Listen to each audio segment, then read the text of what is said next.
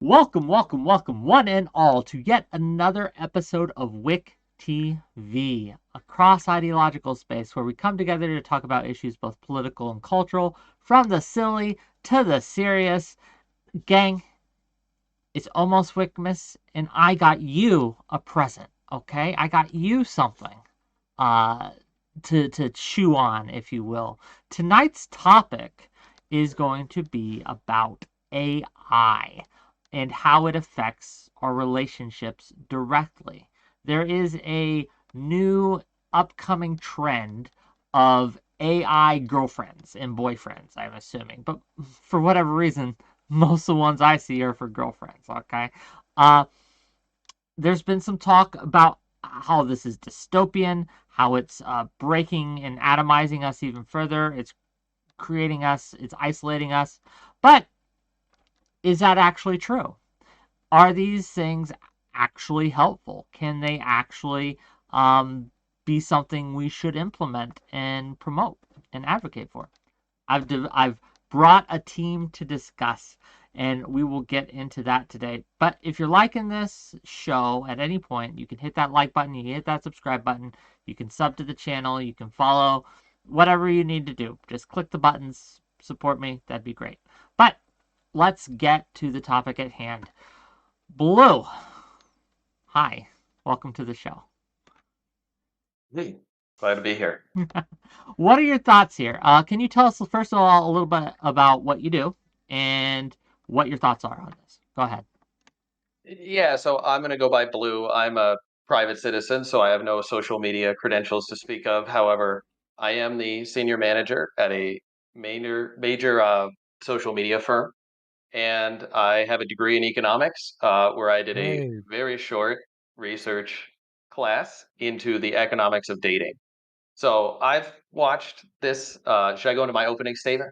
Yeah, that's what this is. Yes, go Yeah. ahead. So I've watched AI girlfriends with like a lot of interest. I find them fascinating, and I don't think any of the questions people are asking about them are dumb. So when we go through this debate, don't think that I think any, even from a professional standpoint, that the discussions people are having are the wrong ones. Um, but essentially, my position is that I haven't seen any evidence that AI girlfriends are uniquely dangerous. Their interaction with them is not particularly widespread, with only around 50 to 100 million downloads for all of the apps combined. To put that in context, Threads, which some people think may have failed, has about 100 million downloads in the first week and 50 million daily active users. And I also haven't seen any evidence that these are uniquely tempting applications. They use the same math and algorithms that traditional social media sites have, if we can call them traditional. And even, back in the day, you could buy fantasies, romance novels, get onto role play chat forums where you talk to real people. Turns out we have a little neural net in our head, which allows us to be nice to each other and interact. All of these things have been available for a long time. And a lot of the concerns I see about AI girlfriends have been around for a long time. Ideas that carrying a sexual fantasy in your pocket could destroy you or something like that. So I'm excited to get into each and every one of those. But my position essentially, it's not anything new. It's going to be exciting, but it's not going to kill you. Okay. We will see how this goes. Thanks for being here. Really appreciate you. Next up, we got Bryce, who's been on my show before, but it's been a while. How you been, buddy? I've been good. I've been good. Just finished the school term, so things are great. Got lots of free time. Well, what you got for us? What are your thoughts? So I think that algorithmic thinking is kind of built into humans. We have heuristics, so we use all these kind of shortcuts and rules and things like that in terms of like cognitive capacity. We use them every single day. In this exact conversation, we're all going to be using them on a regular basis. So keep that in mind and understand that rationality is not actually all that rational when it's in the context of humans. And humans are really, really social beings. We are not really like properly rational in the sense of like the European Enlightenment kind of a rational. I think that science fiction has presented us with a sort of diverging path. Either it's like this like zero sum game of like binary options where either AI is gonna like nuke us through Skynet, or it's gonna like save us and it's gonna offer like this like utopian future. And I'm not really sure that it's anywhere others. I think it's kind of in the middle. And I think if we focus on like human development and like the concept of like Amartya Sen and Martha Nussbaum, where like development is freedom, then we can deal with these things that might like these problems that might be presented by AI. And I don't know that it's really all that bad. I think it could be really great in terms of like therapy, dating, sex work, socializing people, all kinds of stuff. We'll get into it as we go. Thank you for being here. Really appreciate you. And gang, just before we get to the next guy, we have other guests that are coming. They are on their way. They're just going to be a little late. That is how it is. It's the season, right? But last, but certainly not least, for now, Parallax, AI girlfriends. Thoughts? So I thought this one was interesting, especially after the follow-up to as a follow-up to the OnlyFans discussion last week. I guess where I'm troubled is I don't care. I feel like where they are now, I have no issue. I feel like when we have the potential for the inability to distinguish between the language model and interacting with a real person, we have a real potential issue on our hands. And I think that it doesn't seem yet to be the goal of these people to convince you that the AI model you are speaking to is in fact a real human. However, I think that's kind of an inevitable end here. AI ends up doing what Andrew and Tristan Tate did, kind of scares the shit out of me as a pitch. And I think that if we're going to look at things like, and you said you work for a social media firm, I promise you I didn't know that before this. I think if we look at things like social media and we can see the absolutely measurable negative effects they have on people's general day-to-day health, constantly seeing nothing but either affirmations or negative things. You don't ever see like the mundanity of life on social media. We've seen the effects this stuff has had. So I don't know that appeals to social media really help me in terms of like the idea that they use the same algorithms. In fact, that to me was like more indicting of how AI functions, because I think that social media is predatory in nature. The algorithms behind social media do tend to exploit, what they know about you to get the most interaction from you, not necessarily the best outcome, right?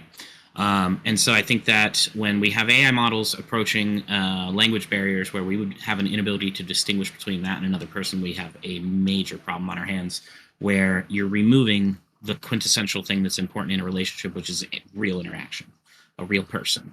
I think right now, I don't really care. The metrics you gave for how many downloads there are, that all checks out for me. Volume really isn't the issue for me now. It would be if I could not distinguish between that model and another person. Okay, and this is, I guess, where we're going to leap into the discussion here. My first question for all of you, right, because Parallax brought this up, and I think it's worth discussing. The quintessential aspect of human interaction. What do we think that is? Do we think that there is any substantive difference, right? If I can't tell whether you're real or not, does it matter? I guess is the question, right? What do we think? I mean, so you can approach this from like the philosophy point of view, where like you develop a sense of self, and when you have like these social interactions, because you have this self in relation. And I think if you're talking about whether or not you can imagine if you're real, this is almost like an issue of the problem of other minds, right? Like, when you're talking to us, Wick, do you actually know that any of us are another person? No, Like, you're all are we in AI fact? models that I. Yeah, we could I'm be. the AI girlfriend defending myself.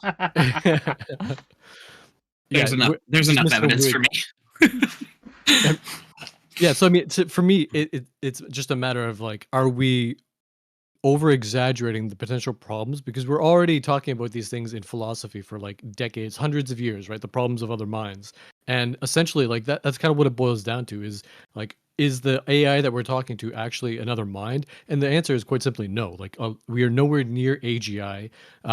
Majority of AI that's developed these days is very specialized and like focus specific, or like, sorry, task specific. So as long as we continue to develop AI that is specifically tailored to like a particular task, like being your horny girlfriend, then what is the big deal? Like, you're not going to have an AI that's going to end up getting itself trafficked because it's just like a problem set, or like, sorry, a program set.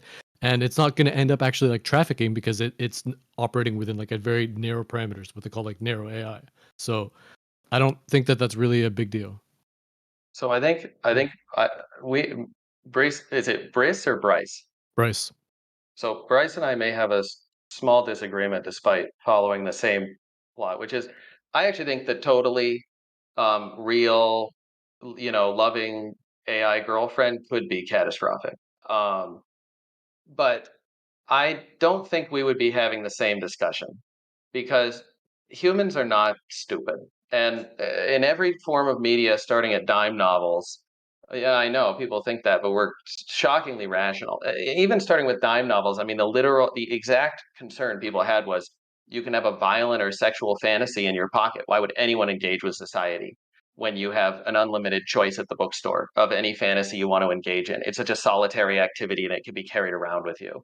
And these types of concerns are everywhere, and TV, it made it worse. One thing I would say, one, don't pull any punches against social media. We have these discussions very honestly every day at my work, so don't worry. I've heard all of it, and often from my boss. And so, one really notable thing is Americans spend 5 hours a day watching television. In no way, shape, or form has even the algorithmic tailored content of social media made it out of the upper and middle classes of America. 75% of people are on social media, 25% of people aren't.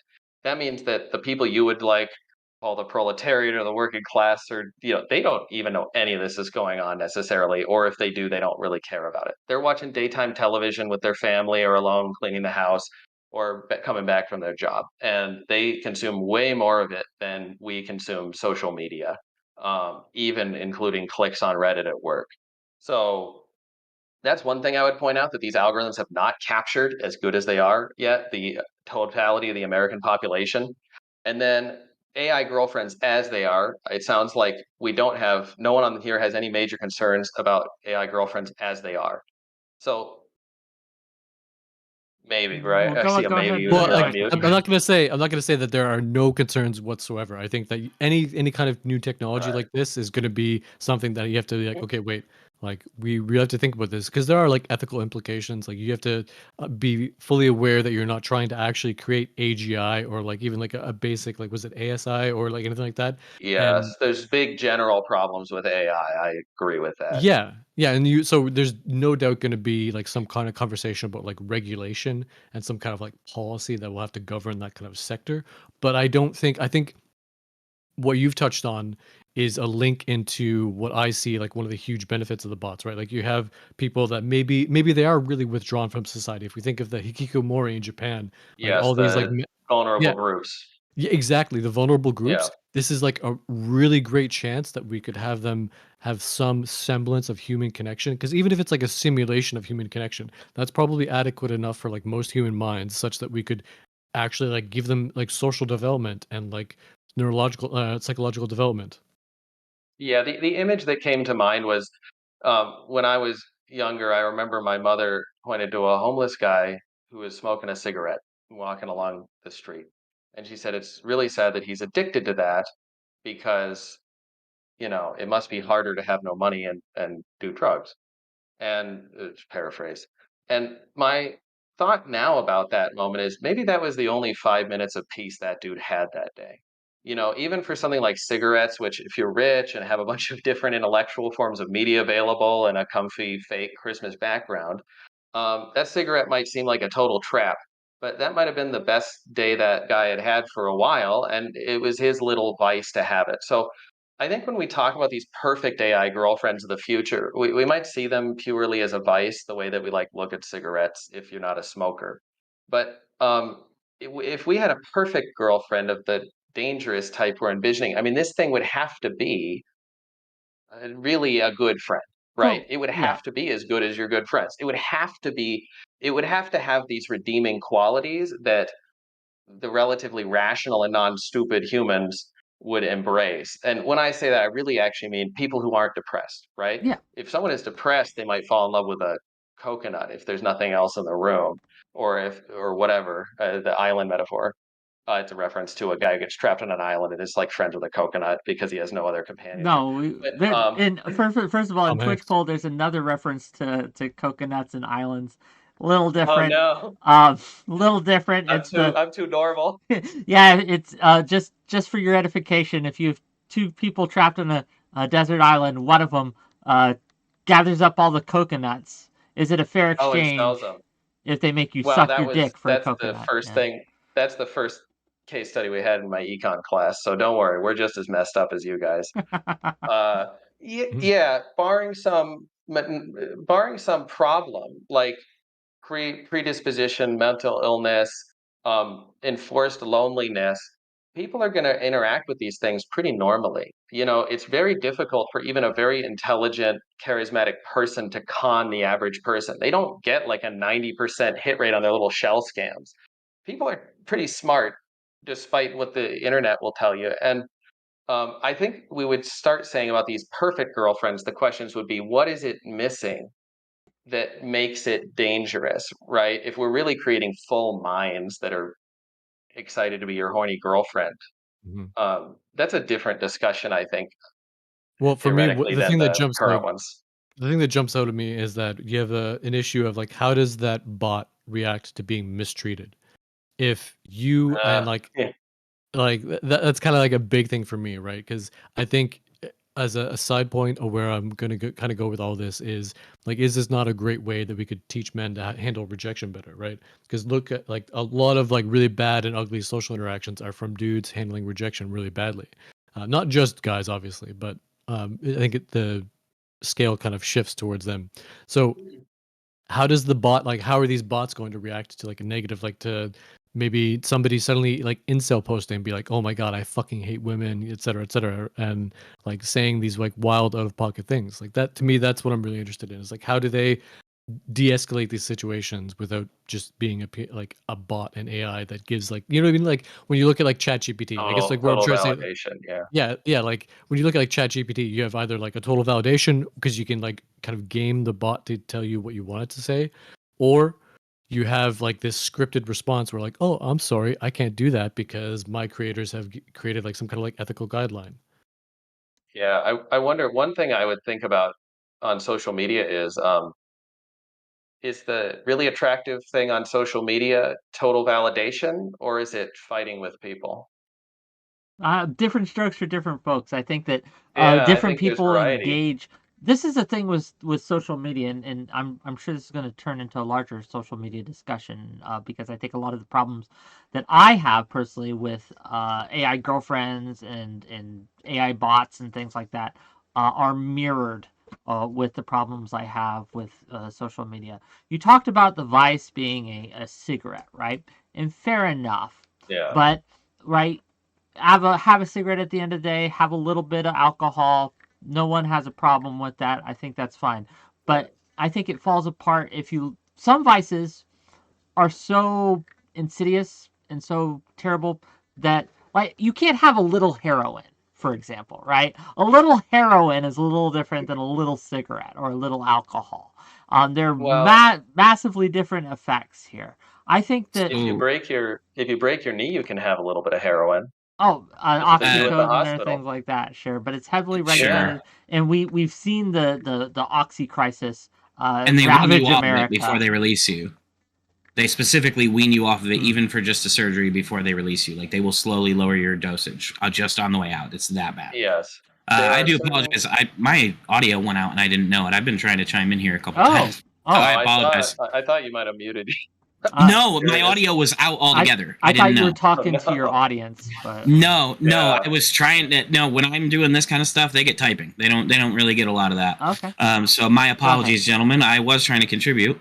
I guess I have a few things. I would say that what you brought up, was it 𝕵𝖎𝖎, would be like a tier 2 concern for me, in terms of, tier 1 being highest priority, tier 2 being second tier priority. Like, how does the model respond to abuse?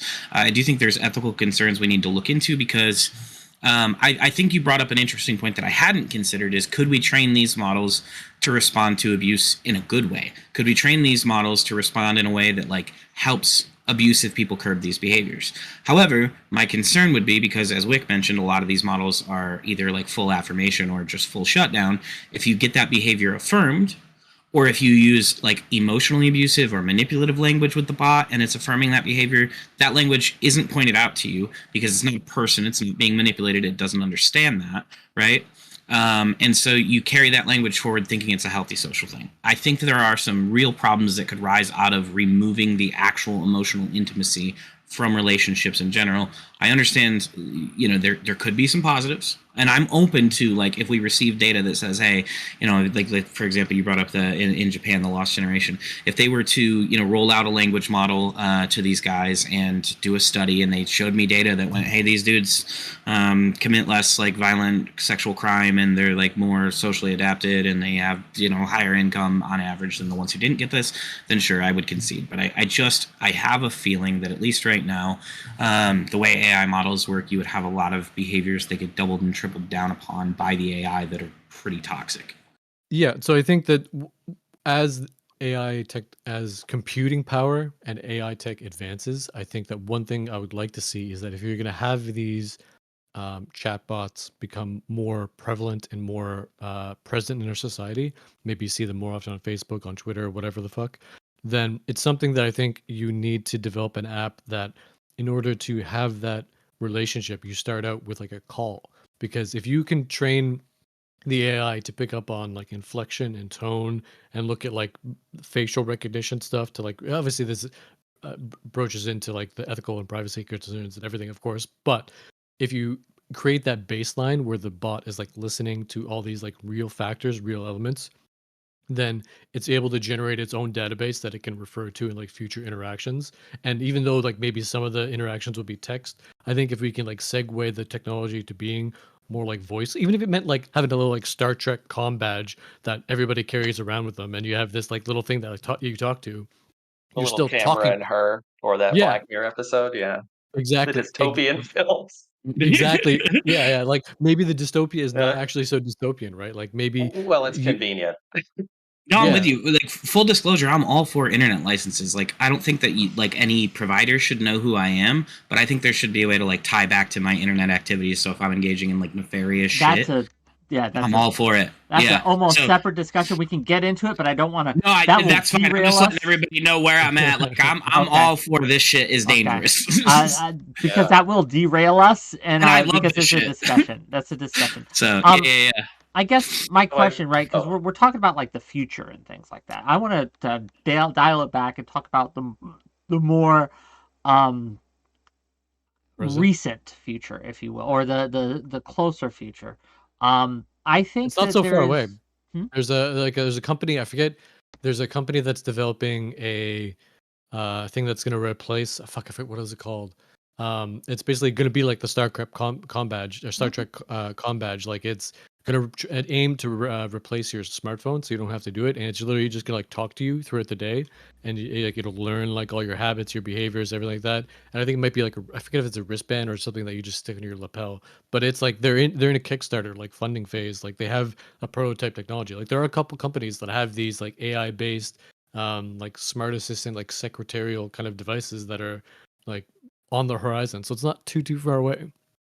Maybe Yeah, not. and Right? Go on. I think the what does it do when you abuse it question actually is a really really relevant question. And even in social media, which is more my specialty, I mean, we talk about moderation and abuse a lot, and the tools we use are extremely complicated and kind of interesting, and they are not enough, right? We know that. Every company struggles with this. And so, what do we do about the abuse? I think the discussion that we just had about it neatly segued into a better AI girlfriend, right? I think the more addictive, better AI girlfriend is not going to be the one that validates you all the time. We look at the way that people interact with their media. They like shows with twists. They like Game of Thrones, where the main character gets murdered right in the middle.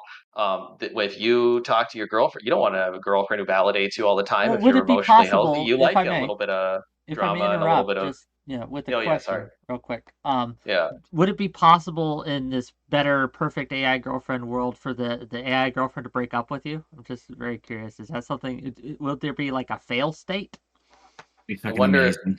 Yeah, you could kill it That is like a Digimon, or not whatever you No, call the no, little it's like thing. the Tamagotchi, AI yeah. itself Yeah, would your break up Tamagotchi with you. Not girlfriend you is break up with the demise. You left. AI, right? Not you kill it with like a Digimon, I but No, I no, you think get it. You mistreat it and it leaves, yeah. like the oh yeah, Tamagotchi yeah, yeah. empty. Yeah, Yeah, I think that's a great. I think that's a really good thing that could be go both ways. It could either go like super like trust me, like I'm a capitalist, like I love the existing status quo and everything, but that could go like one of two directions. One could be like either the minute that the girlfriend breaks up with you, you have to pay like a $5 fee to get to like start back at square one, I don't or think like people are going to care about $5. There's going to be people who kill No, themselves no. because the girlfriend broke up with them. Yeah. So Yeah. that's one ethical concern. But I guess just to finish, True. really quick to finish the point I was going to make, that's a more addictive girlfriend. If you add that type of risk that the girlfriend could break up with you, you're going to be creating a much more addictive and probably fun media experience. Okay, but People how? want risk. Let me ask a real question then. How long before this just circles back around to it's just a game? It's just a video game where the essential goal is like make this AI model say she'll keep fucking me. Like realistically, like that's essentially what it becomes, right? Like we just remove the hentai images and just put like a realistic image over it, and it's a dating sim at that point. It's just not actually real interaction. Like there's still something tangible missing there. My position is that. So my position is that's always how it's going to be. People have always had these concerns that the next media is going to be the great tempter that will just pull everyone away from society and totally atomize us. And while it's true that we've been getting more and more atomized since the printing press, it's also, when you didn't have to go to church every day to get your Bible read to you. It's also true that we've become much more cosmopolitan, multicultural, educated, productive, wealthy, and a bunch of other things. And we've adapted surprisingly well to these media forms. I mean, the average American watches 5 hours of TV, so I'm not going to sit here and pretend the average American doesn't overconsume their media. There's definitely a problem, and there are definitely a lot of good books and panels and everything about this. But I mean, realistically, I just think people will adapt. Even when the girlfriend gets really good, there's gonna be a regulation that it says AI at the top, and there's gonna be AI to check the AI. And if that doesn't happen, if we go to one of the stable bad states and get into Brave New World, I mean that's bad. I'm not going to argue that's not bad, but it's like heroin, right? Like most people don't get addicted to heroin. There are ways to make people addicted to heroin, like putting them in a hospital and breaking their knees and giving them heroin every 8 hours and then letting them withdraw and then give them heroin every 8 hours. No one's going to come out of that hospital not addicted. So there are experiences that will like ruin a person's life, but our media has not so far done that en masse. Well, it's other things. My like my concern lack of here is beauty. my concern here is a trend I have noticed in my lifetime, right? And I'm 40 years old, so I'm not ancient, but I've seen the pre-social media days, and I grew up in the pre-social media, but while there was still internet, and then I've kind of observed the post-social media or the current social media zeitgeist that we're in. I think it has hurt interactions between people. We are interacting less, and it's becoming more and more isolated in a way, right? From views that we don't like, experiences we don't like. We have kind of isolated ourselves in a very real way. So I understand that there's always been this concern with books and other media, but there is a substantive difference, I think, between having your cell phone, right, and the power that it contains, and having a book in your pocket. I think that we flatten the issue when we say it's just the same as the people who were concerned about books. This is a difference between a gun and a nuke, right? Guns changed the state of warfare. Nukes changed the world, right, in a very real way. I think that like there is a risk that I see simply whether it be a perfectly designed AI girlfriend or just like this capitalist shill type thing. I think that it's going to provide empty calories to people. They are not going to try as hard with real people because why? This thing satisfies their needs, and it's $20 a month subscription. Yeah, what? Well, Yeah, that's what I think I link that back into what I was saying about like developing. Like if we have a fixation on actually developing, because I agree. I think that the technology as a whole throughout the different ages of like media technology and everything in the last like 100 years, we've definitely outpaced. Like our technology has outpaced our socialization. And I think that there's a ton of technology that we're not really ready or even like really trained to deal with, like social media being like a perfect example. I think it's entirely possible that you could say that this is all horrible, terrible, that it's like deviating from God. Like I think one issue that we have on this particular panel is that there's nobody that's like a Christian that's going to be like, oh my God, we're deviating from God. Like this is really bad. Or like you're trying to pretend that you're God, and so on and so forth. So I think, not trying to derail that particular point, Wick, but I think that it's something worth considering that we do it in a way that doesn't lose sight of developing the people and their individual capacity. So I would say that while I'm not going to turn to God because I don't know which one to turn to, there's too fucking many, and I don't really care which one's the real one. There's some sky wizard up there. He might be a programmer. Maybe it's all simulation. I don't fucking know. I will say that I do think there's like definitely an unnatural aspect to this, and I think that that's what bothers me, is that I feel like you are removing everything that's natural and good about human interaction, about relationships, and I think that I guess the easiest way to word it would be the more consequential relationship that there is, then like replacing that with any kind of like substitute, it's going to be more damaging, right? So a more emotionally invested relationship, you're potentially you're opening yourself up for a higher level of emotional damage. Or if this were, let's say, I saw some people in the chat talking about like sales models. If this were an AI sales model and it were pitching like a massive deal, and it fucks up where we know they fuck up, which is kind of being asked to critically think, right? If I give it 7 variables and I tell them to make those variables interact, it's going to fuck it up. So if it screws the pitch up because of that, you've potentially just lost a multi-million-dollar sale. If we're taking this and scaling it down to individual interactions, these are probably the most important interactions we have, are our interpersonal relationship level interactions. And I think that it could be absolute catastrophe, removing everything that's natural about that, including even if you were to ratchet it up and make it so that you could hit a fail state, this thing could break up with you. I don't think that matters because you can hit the reset button. I think that the difference and the idea of losing a person is what makes the idea of keeping the person so important. If I lose an AI model, I can just get a new AI model tomorrow. I don't give a fuck. I think that Wick has pointed out a really big hole in this, and that it would lower the behavioral standards dramatically because it can just hit the reset button. Well, not necessarily. Like you have to understand that if you're talking about the idea that something is going to make people more lazy, I think that there's a credibility to the idea that like technology has outpaced our development in a lot of ways, but just kind of hinging the entire oh my God, this is going to be bad on the idea that like, well, if we do this too much, hold on, then people are going to stunt their growth. Bryce, it's not.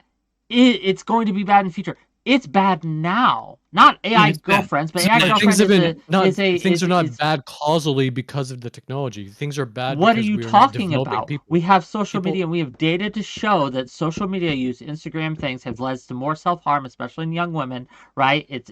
We have because there are pre-existing issues, right? Like it's an exacerbating phenomena, right? Exactly. Like it's not something that.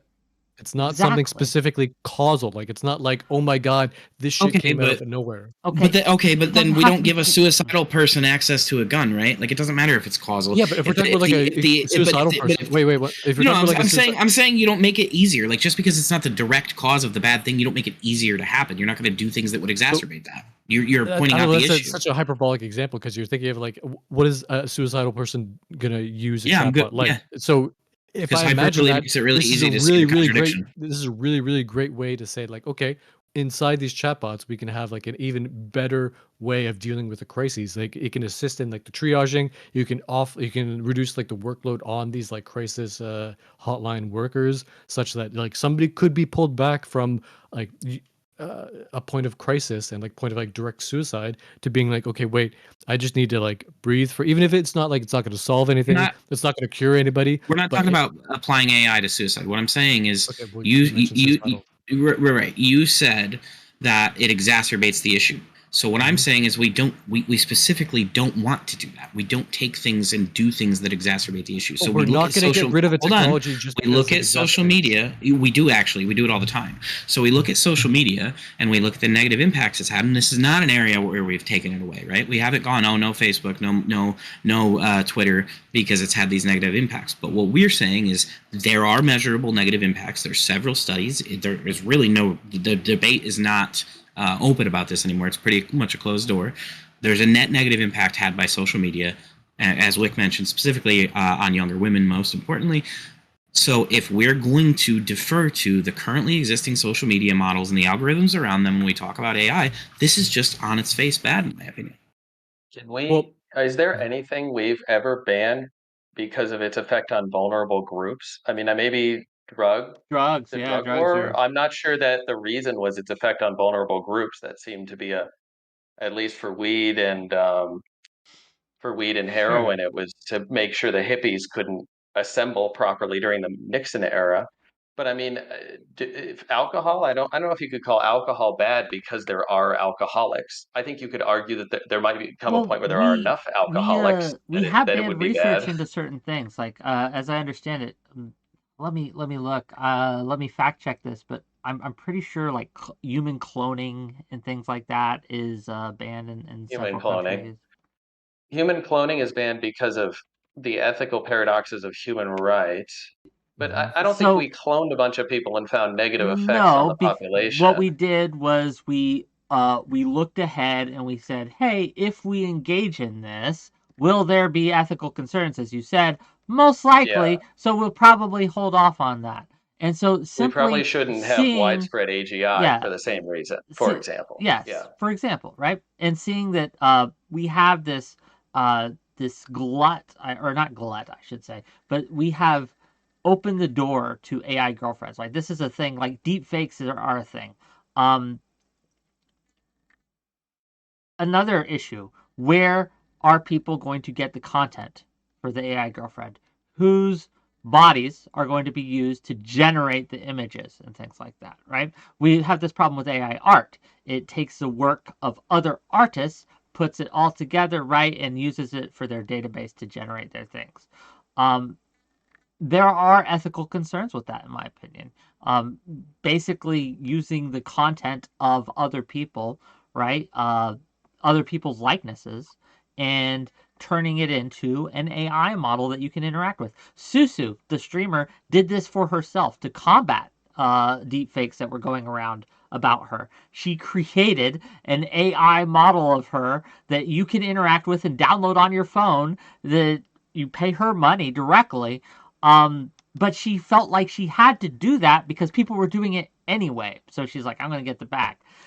That is kind of dystopian, and it's happening now. This isn't in the future. This is happening today. I don't know. Like, what are we thinking? And I'm gonna be real with you. I don't know if the other person's coming, so I'm on Team Parallax for the purposes of the discussion. Okay. So here we go. Yeah, Yeah, that's me. No, yeah, I mean that's kind of where I'm at with all of it, Wick. I think that there are tangible negatives now. I think that allowing this technology to develop further and not looking at what the tangible negatives are now and making sure that we put in the appropriate safeguards is an absolute disaster waiting to happen. Yeah, I don't know. I think that. Go ahead. Well, yeah. So I was going to say, so there's I think that there's a lot of emphasis already placed on like ethical implications, open discussion between like different fields. Like you have, there's a thing called the Daedalus Journal, which is Academy of Arts and Sciences of America or something like that, who publish, it's like an invite-only society of like people that are like leading in their fields, and they publish this journal. They have a particular issue that is about AI, and they go through like everything you could possibly, things you probably didn't even think about with regards to AI. And so I think that to say that there's no discussion about like the obvious like tangible negatives or risks, because realistically that's what it is. I think it's like tangible risks. I think when you live in any way, you're going to have risks to your life, right? Like I think to try to nip in the bud technological development and say like, no, we can't do that is counterproductive, because you're just letting a boogeyman, not really something like you had. Because if I were to ask you like point and blank, be like, okay, what is the specific objective problem that is going to be unsolvable for the technology if it develops further? And you'll probably be like, you'll waffle around a little bit. You won't really be able to say like, okay, here's the thing, because in any example that you give me, I would have a direct answer. Okay, what's your direct answer? You're never actually interacting with a human being. We're never actually trying to have a exact duplicate of another human being. We're not trying to create AGI. Yeah, you are trying to replicate. No, wait, one second. You may not be trying to create AGI, but you are trying to replicate a specific experience that is only truly achievable through the human. I got to break in because this is a general problem I find with the discussion of social media, AI girlfriends, and everything. I can tell you bluntly, we are not trying to replicate face-to-face human interaction. There might be aspects of the platform that allow you to video chat with someone in any of these, whether it's video chatting with the AI girlfriend. that experience is not supposed to substitute for women or human beings or friends or therapists in any way. There's a very fine line right now, I think, with AI therapists, which I'm not involved with that industry. But the fact is, most people are not trying to duplicate that interaction. And there is really no evidence that people are substituting that interaction. If you look at the traditional media use line and the digital media use line, it's a one-to-one, minute-for-minute substitution. And so while there are small percentage reductions every year in human interaction, at no point does it look like the minutes spent on social media are necessarily substituting for these interactions. These interactions went away when churches, community centers, and town halls became more or less more and more irrelevant to communities. Why did they become more and more irrelevant? Those two things are linked. You can't disconnect them like that. No, it's so here's my fundamental philosophical view on this. We trade these media things for our society. So the reason we have a million different books and a million different, social media profiles and platforms is because we live in a multicultural society and everyone has different interests. I don't think in a town of 10,000 people where everyone went to the same church, tailored media would be like that necessary. Everyone read the same books, everyone talked about the same things at church every day, everyone did everything together. And so I don't think that the atomization has much to do with social media. Social media is a product that is tailored for an atomized society in which we don't have a community center to go down so you can chat with someone online, or you can have a panel like this, right? We don't live in the same city, I suspect. This isn't the destruction of community boundaries, right? There's some number of people watching us and talking about these issues, and they're all doing it online. So I would argue this contributes, absolutely. We're all sitting on our asses here, not interacting with real people. Yeah, no, this contributes. If I may, I feel like you're a real person. I hope. Wait a minute. You guys literally made the argument earlier that you can't prove I am. Don't you fucking do that. It's true. I can't prove that you are, but don't you fucking don't tell me I am. But in the era when we can't prove it, we really don't do it when it's don't do it when it suits you. When it's totally, we're gonna have different problems. I'm not fucking real, mate. I'm not fucking real. Let him finish. Let him finish. Go. No, I mean that was it, right? I mean, there is a difference, right? If we put an AI, if we put Neurosama on this panel, we would notice the difference, and we would notice it very quickly. But there also is a difference between face-to-face, in-person interaction and interaction like this, where we're all on a screen. There are substantive differences that do affect us, right? We have different responses as human beings to people who are in our physical presence and people who are in our digital presence. And you are correct that the atomization, the death of the malls, right? The death of the churches, etc., aren't directly linked to social media, but they are directly linked to the more kind of things like Amazon and in the convenience sector of things. There are some links there, and it's not the entire cause. There are many causes here. It's multi-factored, multi-variable, right? But this is not only contributing to it, but it's acting as a kind of like empty calories. So we don't think there's a problem because we feel like we are getting the same type of interactions now.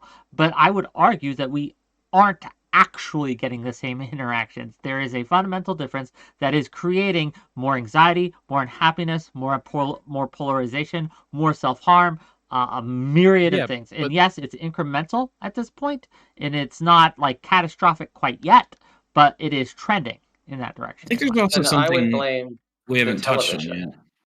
Because people watch way more TV than social media. Television is also a problem, TV. Right? Yeah, no, right. I think media consumption in general is a problem, but I don't think this AI girlfriend thing is going to be the death, right? I don't think it's going to be the great tempter. I think there's something fundamentally different here, though. Never going to be as popular as one television. Thing that really, really bugs me about everything that you're saying is that we're not going to have platforms as a society. I loop back to what I said in my opening statement. I think we can have all these things, but we can all agree that, like, by and large, in terms of socializing and the development of people, we have been outpaced by technology compared to how we're developing as individuals. And there's a really, really good approach to I guess society as a whole, as opposed to like utilitarianism or anything like that, which is by 𝕵𝖎𝖎𝖙 Sen, which is the idea of like development as freedom. So in order for people to be their most free, we want to be able to develop their capacity to such a level that they're able to like fully realize their own wants and needs, right? And in this the same context, if we can have a better society that is developing people in a more modernized way, then we would see these things be not as problematic as they are. Like it's really just a fundamental problem of like, yeah, like technology exists, it's outpacing us, it's developing more than like the average everyday people. Why don't we have a little better like education to actually help people develop better as individuals? So Right, like, Okay, we've been talking about this as if they're one to one. In you're both kind of sticking with the same comparison level here, and I don't think these are equitable. So you're doing the, first it was TV. I get it. You walked uphill to in the snow both ways to school. This came first. I get it. And you're telling me that these are. You referred to your opening statement. I lost what you said, but point being, TV is still there- popular. there's a These aren't massive dominating. there's a massive distinction here that needs to be made, and you actually touched on it when you said we can all agree.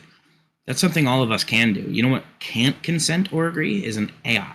So where do we look at the issues with like how do we hold on right, but or smart a TV. chair and a smart TV aren't simulating a replicable real life experience I could have with another human being. So again, a television removing, set can't consent either, Wait, and it's hold on, simulating. hold on. That's Yeah, you already this is missed what getting I'm saying close there. to the No, voyeurism. a television that came out has a while ago. a television has nothing to do with what can or cannot be consented with, because what's going on the TV, all the people, all the actors, everything that's been produced, those people all consented to that, and they consented to me being able to watch it on the TV, and now I'm watching it. Doesn't matter, not relevant. What I am saying is that we are taking a one-on-one human interaction and we're replacing it with a potentially indistinguishable experience with an AI.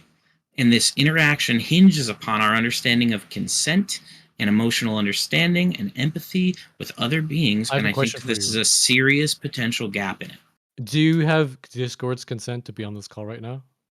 I don't need Discord's consent. You actually do. Why do you need Discord's consent to? You actually do have its and I consent, do. though. I accepted the terms of service. So yes, I do. Okay, An so AI if, present okay, terms of that's service, yeah, exactly. That's or the perfect. Then that's creator of the exactly how AI, we handle it. or the models used to train the chat or whatever. I feel like these are all comparable. I think you are hand waving potential consent issues that could be exacerbated with the use of AI without even exploring it. Well, let's not wave our hands then. Let's be specific. Where's the consent gap? So again, you go back to abuse. At what point does the AI get the ability to pull out of the way that the person is interacting with them and determine it to be inappropriate? That's a really good example. It becomes a moral agent equivalent to a human. So when it's AGI, I probably wouldn't want to slap around an AGI, no matter how much it appeared to be there for my entertainment. Yeah. I don't know. I think we're on completely different levels here. I don't see any way to reach agreement if it's as simple as if we reach AGI, because again, you're taking something that is these are not one-to-one comparables. You can't compare video games, you can't compare books, you can't compare TV, right? Because you are not removing a human being, because you're not removing right. But this is entirely unique though, because you are replacing a human interaction with a program, and if you take the humanity out of that, all kinds of other things all the time. Like that's not really the issue, right? Like the issue. Tell me when. Give me a good comparison. You haven't hit one yet. Well, let him talk. Yeah, I mean, so if you go back to the late 1800s, an article in the Suppression of Vice magazine compared the damage caused to society by dime novels to that of alcohol and prostitution. I mean, it's always sex and drugs. It's always compared to human interaction. It's always about having something you can do in a solitary way in your pocket. And it's been like that for hundreds of years. And I'm not saying these things are one-to-one. I agree that these super powerful tools like social media and AI chatbots and ChatGPT are impressive.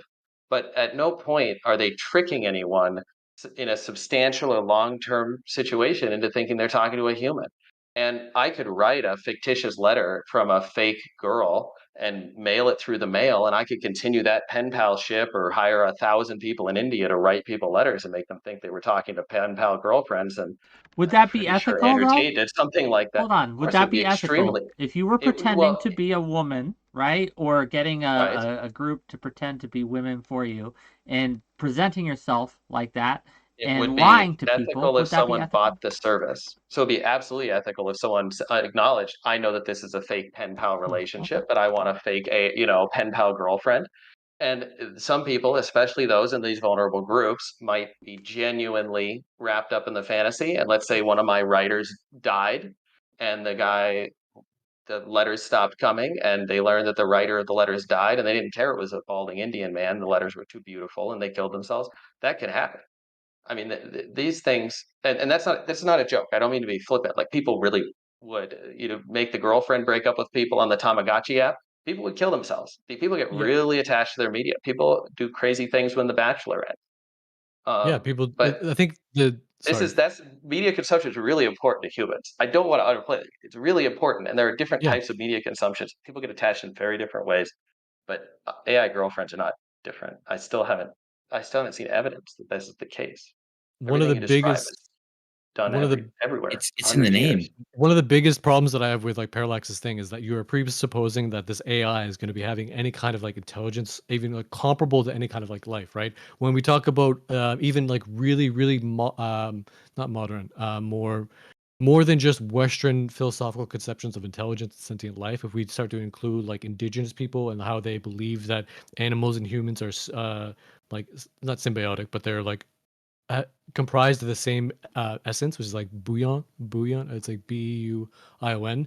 Magical chi. Yeah. Yeah. So there are all kinds of like different cultures and beliefs about like how can a plant be alive? How can a plant have sentience? And it all boils down to having some kind of like conceptual awareness of like your own like existence, or like a Yeah. reflexive awareness, where like if you're thinking about like a Buddhist perspective, they have this idea of like reflexive awareness as being a contributor to like consciousness. And since these AIs that we're talking about, these are specialized programs that exist specifically to be like girlfriend. It is exactly comparable to like a television set or like a smart TV, right? So the Because Yeah. a issue, smart TV is Hmm. created for a specific purpose, and even it's going to have AI built into it. Most of the new smart TVs have AI built into it. but there's an issue here. You do not interact with the television. You watch, you observe, it's a one-way transaction. You're not With this, replacing a hold human. on, if I may. This is a two-way interaction. And I'm not concerned. I'm not Parallax here. I don't have the same argument. I don't care if it can consent or not, right? Like if the book or the TV or the AI girlfriend can consent, they're not humans. They don't matter to me, right? Same way I don't care about animals. I'm going to eat them if I want to eat them. That said, I am more concerned about the harm you do to yourself, or people would do to themselves with this, right? And what I mean by that is that by abusing or being a dick or learning from this AI model girlfriend, right? Developing bad habits, they will do themselves harm, right? They will assume that it will be a replacement in a lot of ways, right? Because women, the new, I guess, standard for women is, are you better than an AI girlfriend? I mean, And why is that a bad there's thing? something Why kind is of horrific competition on about the that, dating isn't there? market a bad thing? Like, why? Okay, but look at it like this. Like, why would introducing like a AI girlfriend to the whole idea of like the dating market necessarily be a bad thing in that exact context? Because like, what if the girlfriends, like, they're probably going to go through like early iterations, different versions, things like that. So like, what if it actually gets introduced and there's like competition on the dating market, and like, oh my god, like it's the same way that like now women have standards, right? Like now women have expectations of men, because you can't just have Women have all always the had But if the standards are like literally something that are unnatural, like that's the problem. You're answering the question by asking it. That's the problem. It creates No, an that's- unnatural standard. Yes. How is that an Yes. unnatural standard? You're presupposing what the AI is going to do. Like you're saying, like, oh my god, the only kind of AI girlfriend that I'm going to have is going to have this unnatural standard of the It's girlfriend experience. Like, intrinsically unnatural if it's generated by an AI, and it's not Are- something like if it's somehow but so many things better, are unnatural because but they're it's not but if created. it's somehow Are the- but if are it's the somehow boyfriends better than what women are doing Harlequin bog matter. standard. bodice rippers? Yes, it does matter. Hold on. No, it Are doesn't. the boyfriends in Harlequin bodice rippers unnatural? Like, I mean, just because they're Boyfriends in what? perfect. Bodice Yeah, like Rippers is Christian a romance Grey, novel. bodice rippers, like romance novels. Like, are the Magic Mike? characters in Star Wars unnatural? Yeah, Magic Yeah. Mike. Yeah, I think that if the average fucking 5 woman is walking around hoping Channing Tatum walks in and starts shaking his abs at her in his gray sweatpants with his schlong slapping against it, yeah, I think she's got her fucking sights set too high. You think I'm fucking waiting for Anna Kendrick to walk through the door? Yeah. That ain't happening. Well, we've just described all media for the last 200 years. That's the fantasy. Yeah, But but it's perspective matters, but not everybody has it, right? Like so this was Everyone mentioned. can buy a book and fantasize. Yeah. Right, but And if you look at a lot of book characters, that get a lot books of popularity. don't replace Wait, any one second. interaction with another You're not person. gonna listen to what I'm fucking saying before you react. It's because you haven't said anything. I'm in the middle of it. You cut me off. You started to react to me before I had my chance to say it. So shut the fuck up and listen. Now, Okay. what I'm going to say is in book characters that have more humanistic elements of like good and bad characteristics are a lot more favorable these days than they are. Like if you look at like TV shows, books, things that have come out in the last like 10 years, a lot of characters that have vices are ones that get more popular. They don't want like a picture perfect thing. They want some vice. They want a little like something a little human about it, right? They want something that's relatable, something that can make it more real and easier to recall and like vibe with, or just like something that's different. If all you could ever do was like some archetype from the hero's journey, everybody would be so fucking bored of books and TVs, right? And it blows my mind that you're just like hyper fixated on this because it's. I lost my train of thought. Not hyperfixated. I've just still not been given an example that somehow talks about how we're quite literally removing the humanity from the interaction, and there's not anything else where this falls in line. What I was saying before still stands. Books don't do it. TVs don't do it. Smart TVs, dumb TVs, none of them do it. Okay, here's a really great example. You want to talk about the OnlyFans conversation, the concept of like the girlfriend experience, right? A lot of these guys, not all of them, I think this is like a controversial thing in and of itself that could derail the conversation, so I don't want to talk about it for too long. But the idea of the girlfriend experience, right? It can be done in such a way that you are quote unquote removing the human element, because all it is you are like getting like video calls or like phone calls, like whatever the fuck kind of way it is, or even if it's like with a stripper, right? Like you are removing some elements of like the quote unquote natural experience and like the human experience. So this is still fine. Like we haven't gone out and started like arresting strippers and like arresting cam girls because they offer this like girlfriend experience. The society's not falling apart. Men are not like there are like outlier. All the examples. Yeah, I think you've made some interesting conjectures there. I would argue that's problematic. Well, okay, so the thing is, the big issue. Sorry, we have direct positive evidence that cam girls are making society fall apart. I mean, I'll admit that you can find negatives to all kinds of online media, right? I'm in the industry. We have these discussions, but are these things making society fall apart? Like, what's the evidence? I don't think it has to be society falling apart. I think we can look and say, do we think that this has a measurable net negative impact on society? And I think the answer is yeah. How do we know? How would we measure that? What's the net negative impact? Are we talking broadly social media? I feel like that discussion let's just say separate debate. Human substitution, algorithms that pretend to be humans to chat with you, or cam girls that pretend to be a girlfriend experience. I'll be honest. I don't know that there are any. I don't know that there are any. Yeah, I like that one. I don't know that there are any substantive studies about cam girls and replicating the girlfriend experience. I know that this is more in the spotlight than it ever has been. And I'm glad you're saying cam girls, because it's weird that we act like OnlyFans is a completely new thing. The girlfriend experience has been being offered online for a very long time. OnlyFans is not OnlyFans is not unique. It's just new in terms of mass appeal, and that's it, broad spectrum appeal. But I think that just by saying the girlfriend experience, you're already highlighting what's being stripped away. It's the experience, but it's not the actual thing.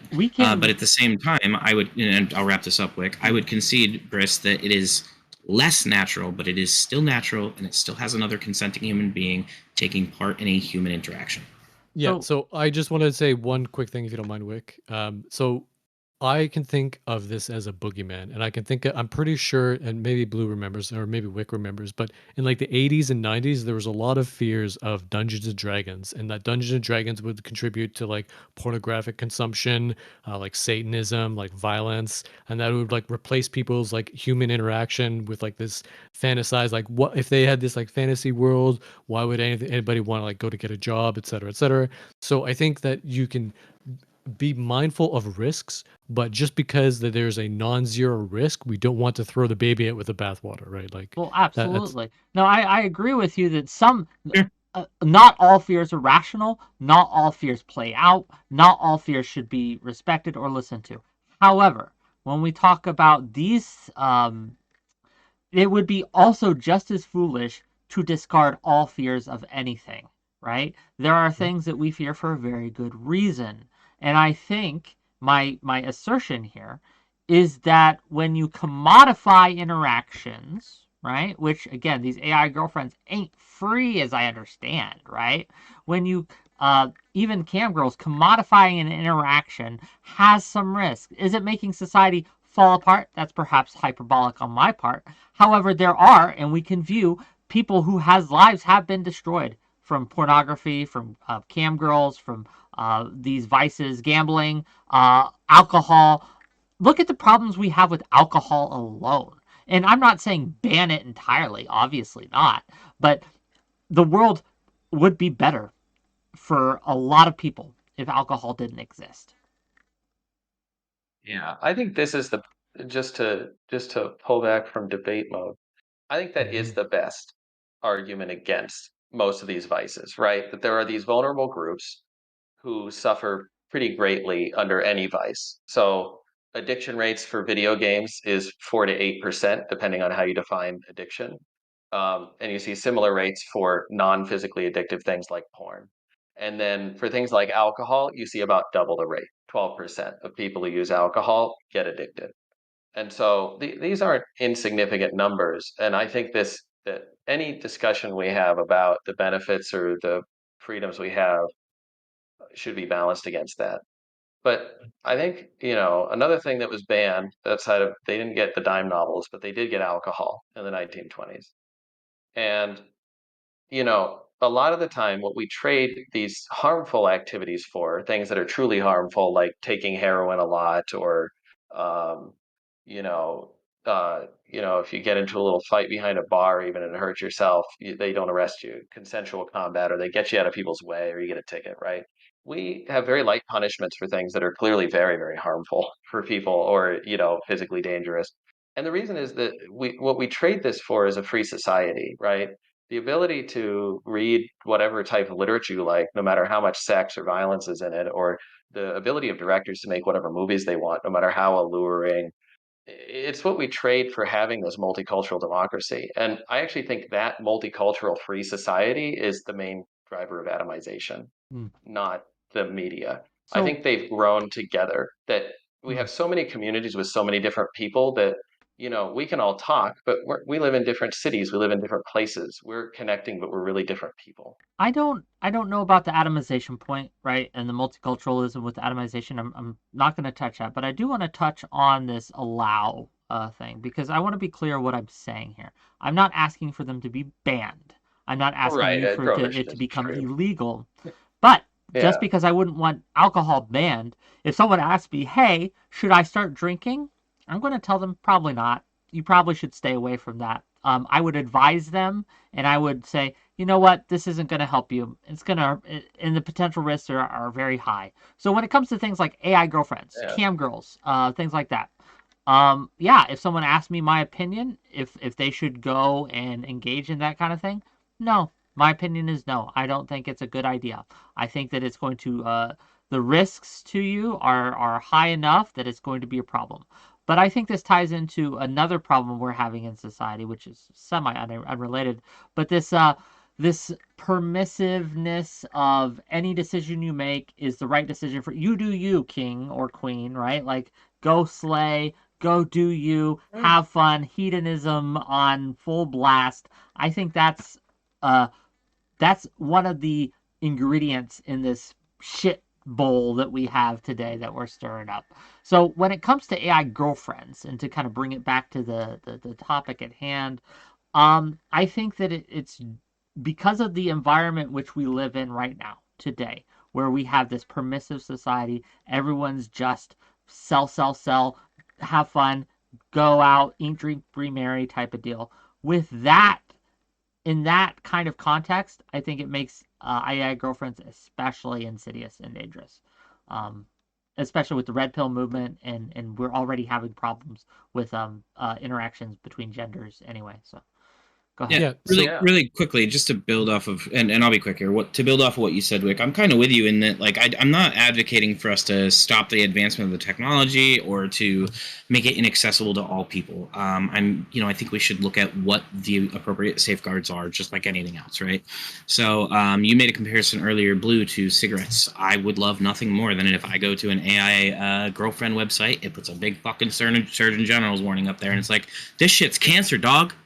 You give them a big slap and warning label, keep reminding them it's AI, it's not an actual human. I think I probably don't give a fuck at that point. But like, the whole point is, why do we have to do that, right? And we do it for the cigarettes because we recognize that they kill people. So we do it for the AI bot because we recognize that there are some negative things that can come from that. That's really all I'm driving at with this conversation. This is how a lot of the OnlyFans conversations ends too, right? With a big, there should be warnings. I agree on social media terms of service, there should be warnings. And I think on AI girlfriend experience, this is not a real experience. I kind of think the cam girls should have a sign that's posted permanently on the stream that says, this is a simulated experience. I'm not your girlfriend, as much as you might get into it. Maybe you can scroll down a little bit and hide it, but it should be there. I think that's not a bad idea to say, warn But people that's not what that they're people not, want. it's not real. That's not what people want. They want to feel like that they, for the girlfriend experience, right? Not AI, but just in general, right? A lot of them engage in it because I've talked to a lot of people who have. A lot of people engage in it because they want to be as realistic as possible. They want it to be a girlfriend experience, right? And the more real it is, the better it is, and the more money they will pay. So I am not sure if, like, because we all agree here on Discord, because none of us have lobbying power here, that there should be regulations on this. But when it comes to the actual companies and corporations and the individuals whose livelihoods depends on this, I don't know if they're going to allow the regulations. Or they're going to lobby against them. So I'm worried that there won't be. But Bryce, I know you were trying to get in. Go ahead. Yeah, so a whole bunch of different things, but I don't want to be rude. I'm Canadian, so I like to be polite with everybody. Even though I did tell that guy to shut the fuck up earlier, I am mostly a nice guy. I talk over people and I'm relatively assertive. It has to happen occasionally. Yeah, no worries.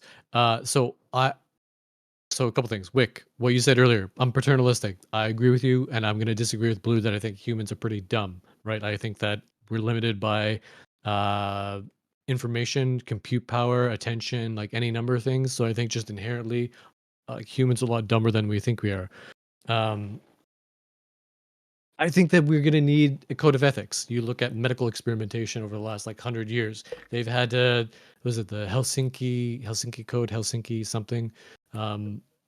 It's obvious that we're going to have a sort of code of ethics, conception of humanistic AI ethics, and a theory of justice when it comes to AI. We need to have these kind of conversations, bang out a 20 article thing like the Geneva Convention, but for AI and AI dealings, and it needs to be enacted and supported and ratified by a lot of different countries, right? This is the only way we're going to be able to deal with these things, because when we look at medical experimentation, we can see that the 20th century saw shit tons of really, really bad decisions by researchers, not just corporations, by academics, by people pretty well respected as being really quote unquote intelligent and aware.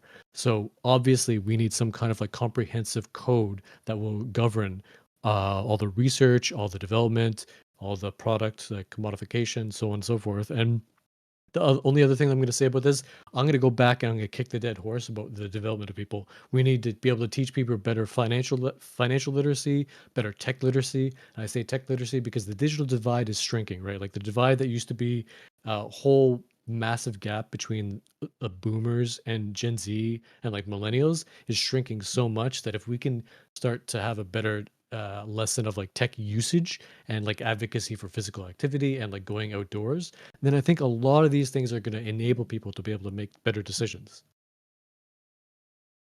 Um, That was it. yeah, no, I think that the code of ethics, looking at the ways to do it appropriately, I think those are all fair things. I obviously, it's kind of what I was talking about when I was saying, we slap a warning label on it. Let's make sure that we understand the risks. I think we all agree that there probably are some risks and that we should do something to preempt them. Then we're probably not as far apart as we might have thought.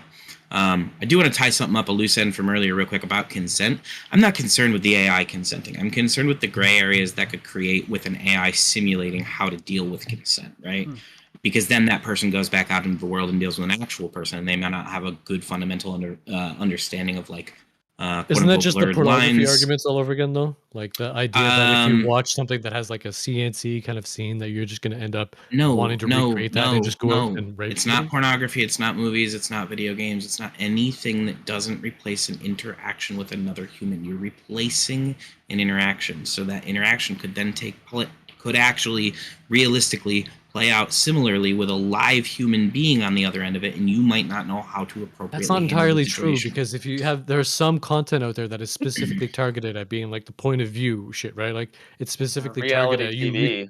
Reality this TV. Is real. But you're still not interacting, and you know that when you take in the content, you are interacting with the bot. That's what you guys are missing. Okay, and when but you go meet the stars from reality TV, nothing that you watch. Your individual participation and interaction isn't necessary for the abstract idea that you're trying to allege, right? Like what you're trying to allege is that, because we can strip away like your requisite like interaction, because you don't need the interaction to have like a comparable scenario. Like if you have this situation where like you are viewing something that is a kind of normalization of, say, like consent being breached, right? Or like that like women like it even though they say no, or like some weird like the thing from like watching like too much CNC stuff or too much like hardcore pornography. We know that this used to be like a really big boogeyman that they would say, like anti-pornography laws in the 90s, right? And it never really panned out. It's just seems to be not an exact one-to-one comparison, but it doesn't seem to be like the bullet or like torpedo that you think it is. So I'm going to pin you down here. Hold on. I'm going to pin you down here because you can't have it both ways. This cannot be a tool for social development for lost young Japanese men, but also not have any tools towards negative social development. This cannot work both ways. So if you're going to argue that this can, serve all these wonderful, great purposes, you also have to concede. One is a conscious development, conscious development versus like a byproduct, right? If you're going to act that this can do all of these great things, it can fill in all these gaps, you also have to concede that by virtue of affirming potential behaviors, it could potentially affirm negative behaviors and potentially create a circumstance where that behavior has not just been viewed as a pornographic thing that was pre-staged, pre-recorded, or played in a video game that a programmer sat down and intensively programmed so that you could go through the scenario, but rather affirmed by something responding to you. You go back out into the world with a higher potential of actually doing the thing. This is real. This is not the same as just playing a video game or watching a movie. And you are cool with that argument when you're talking about the positive things it could do. But anytime I bring up a negative, you go, no, this is just panic. Okay, this is just satanic panic. Back to what I said. So what we're talking about here is so in terms of like the development and the positives of using it to help somebody develop their social skills, this is because there's an intention of the programmer to be like, okay, you're going to go through like Duolingo, and by going through Duolingo, you're going to be able to pick up and learn a language as if you're talking to somebody and having a conversation with somebody. Whereas yours is more of a byproduct. You're saying that like through the use of this technology, this could result in some kind of byproduct as being bad. It's not like there's somebody out there like rubbing their hands together like they're Dr. Robotnik being like, oh yeah, I can't wait to make this like perfect rape programming AI that's going to like, be released into the wild, and men are going to suddenly learn how to like. But I guarantee you that there are people literally rubbing their hands together thinking, how can we monetize this and spread it out as far and wide as it possibly can, and make it the most addictive product we possibly can legally? That's absolutely what some people are doing. Not everyone. There are some ethical. Yeah, that's where the code of Yeah, ethics and like regulation comes in. I right? touched on Why this don't in we my just opening. use- We're moments from an AI Andrew Tate. Like it's gonna happen. Like I'm gonna hold let on. Blue go, then I have some super chats to read. So go Yeah. ahead. So why don't we just go with a one-to-one comparison? There's a type of video game called a first-person shooter where you are a first-person character and you're shooting simulated enemies that are oddly very closely shaped like humans, and they scream and blood comes out of them as you put bullets into them. And there was concern that these first-person shooters would be responsible for crimes and this type of thing that was simulated in the game. And studies have shown that people are, luckily, quite good at simulating negative activities to the point of war and murder and coming out with actually the same disposition or less violent. Well, no. People Here's the problem with simulate that. negative things all the time in order to come out with positive interactions. Here's the problem with that, though. This is something I hear all the time. It's just not true. Violent video games have been shown to increase precursor to violent behaviors, such as aggression. Right? Violent video games absolutely have been shown to increase energy and aggression temporarily about 30 minutes after the video games. But it's been found that generally people who play video games and violent video games are overall less aggressive. Now, people at higher socioeconomic status tend to play more video games and tend to consume more tailored media. So there's obviously confounding factors, but it hasn't been shown that there's any long-term effect on violent behavior from video games. I mean, not open to surveys that show differently, but I think we've sort of agreed as a society that simulating bad things doesn't necessarily make you do bad things. Yeah, I Right. do. I I don't do know. think it Maybe there's increases big risk. disagreement on that. I don't know. Let me read some super chats. I only got a few. And gang, Yeah. it is the season. So if you super chat at me, or if you donate, or if you give subs and things like that, I'll read what you say, even if it's dumb, like some of this is. Testicle Johnson for $2. Anything can be a vagina if your dick fits. Thank you for the $2. Testicle Johnson again for another $2. Fuck you, Parallax. I want to fuck a computer. And $2 for fondue. Chat GPT is my therapist. Thank you for the money. If you want to ask actual questions to the panelists, that would be helpful too. But thank you for the money, and yeah. So yes, I understand that there's like no direct causal links to these things, but do we believe? And this is a simple question: is representation in media important? That's not a simple question. The answer is generally yes. Yes. But I'll give a it simple depends answer. but it depends what you represent, right? Sure. Why is representation in media important? Well, if you're using it in the Disney way, it's because people like to see people like them. That can be really important for people who are trying to find role models or change their behavior. Because it influences the viewer. It influences how they feel about themselves, how they feel about the world. It has impact. It matters, right? It affects us. So this idea that we're going to have a very powerful tool that can replicate a human interaction, and the idea that it won't affect us, I think falls flat. I think it absolutely is going to have effects on the consumer, because why would you buy it if it didn't? But I think that the concerns in every single one of these medias in history, which I know I'm just going to pre-acknowledge Parallax's concern that these aren't one-to-one, books aren't TV, TV's not video games, etc. But I think in every single stage, when we've come up with new media, we've found that there weren't massive increases in violence. We found that people didn't go crazy or kill themselves or shut themselves away for 50 hours a week. What we found is that as society has become society become more diverse, and we're not all going to the same town square every day with a town of 10,000 people who we know all of them. People are consuming more of everything, and it seems like TV and Netflix are the winners. Well, this is kind of a survivorship bias a little bit, right? So yeah, we don't hear of this happening en masse, right? But even on the edges, even the edge cases, and we can see how video games, like I remember when EverQuest and the MMORPGs first came out, there was a sizable amount of people who lost their jobs, lost their families. Some Yeah. literally starved to death, or their children starved to death. There's massive impacts on the edges. It wasn't en masse. There wasn't like 10% or 20%, but there was a good substantive amount that I think absolutely matters. Like COVID, for example, was a problem, but it had a very low effective rate in things. But it was still 1 to 2% of a population of 300 million is a lot. And I understand that Yes. not 300 million people are probably not going to consume this thing, right? 2 billion people are on Facebook, so we could think about those types of numbers. Yeah. I'm sympathetic to this argument. Vulnerable You said that with too populations much joy. It made me sad. So I'm people just are a on happy Facebook. guy. What can I say? My programming requires it. I actually just can't frown.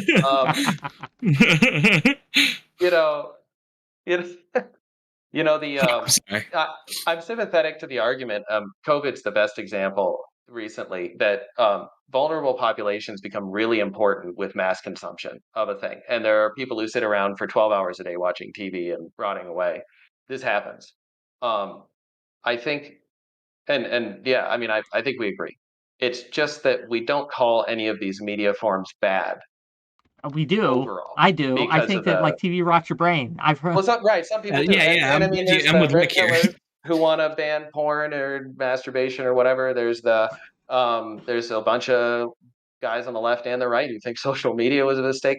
I'm most sympathetic to the arguments about vice in general. And my whole position is essentially, I think, boils down to these are vices, and I think vices are probably good for society. I think smoking that last cigarette, I think chatting with your AI girlfriend might be the last thing keeping someone holding on. I think there's a lot of benefit to connecting with people all over the world. I wouldn't work in the industry I work in if I didn't think it was good.